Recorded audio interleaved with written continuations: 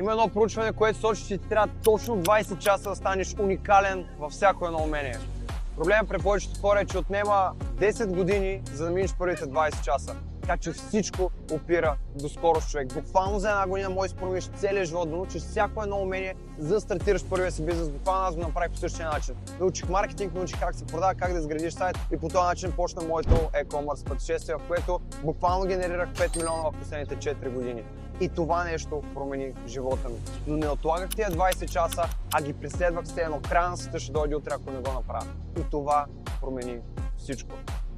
20 часа е всичко, което ти трябва, за да постигнеш всичко, което няма да си иска. Просто повечето хора отлагат. Ако ти вече имаш заделен капитал, за да стартираш твой онлайн бизнес, но се притесняваш да инвестираш погрешно, този бизнес канал ще промени живот. Просто кликаш линка в описанието на този профил, след което избираш бизнес канал и ако си сериозен, ще научиш точните стъпки как да стартираш бизнес от нула до печалба с изкуствен интелект без никакви грешки.